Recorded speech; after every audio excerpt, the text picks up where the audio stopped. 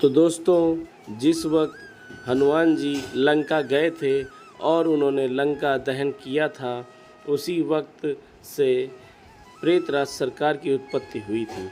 आइए जानते हैं कैसे। पूंछ में आग लगते ही हनुमान जी उछल कूद करने लगे और सारी लंका जला दी। दोस्तों, यहीं से शुरू होती है प्रेतराज सरकार की उत्पत्ति। दोस्तों, उस समय लंका के रक्षक और राक्षसों के गुरु ऋषि नीलासुर ने यह सब देखते हुए अपनी मायावी विद्या से उसे रोकने की बहुत चेष्टा की, किंतु अग्नि शांत होने की अपेक्षा अधिक फैलती जा रही थी। दोस्तों, श्री हनुमान जी की ये अद्भुत लीला देखकर ऋषि नीलासुर जान गए कि श्री हनुमान जी कोई दिव्य देहधारी हैं।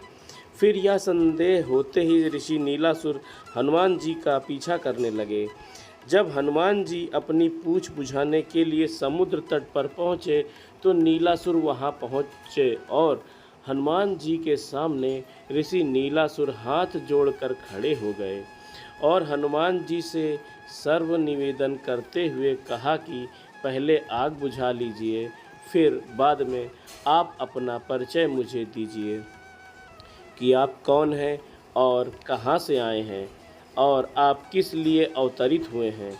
यह सुन श्री हनुमान जी ने सीमित मुस्कान के साथ कहा, ऋषिवर, मैं ना तो हरि हूँ ना ही ब्रह्मा, मैं तो श्री राम जी का सेवक हूँ जो कि स्वयं नारायण अवतार हैं।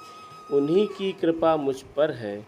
जो पूंछ पर आग मुझे कोई दाह प्रदान नहीं कर रही है और आपकी मायावी शक्ति भी उस अग्नि को बुझा नहीं पा रही है।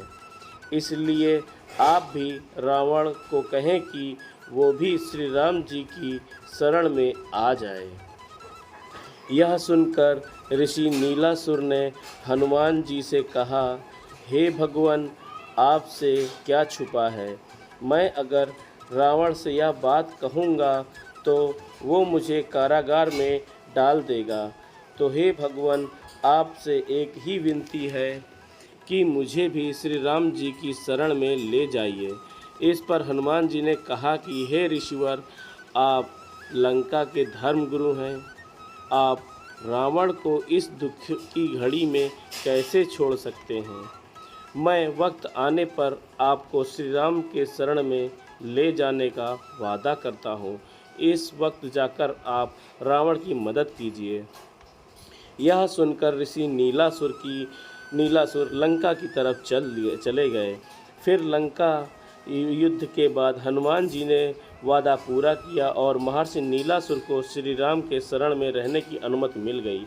जब श्री राम जी ने सरयू में भगवान गमन करने से पूर्व श्री हनुमान जी को धाराधाम पर रहकर भक्तों का कल्याण करने का आदेश दिया, तब श्री हनुमान जी ने श्री नीलासुर को अपना महामंत्री घोषित करते हुए अकादगामी सूचम शक्तियों का आधिपत्य करने का कहा और उन्हें प्रेतराज सरकार की उपाधि से भी घोषित कर दिया।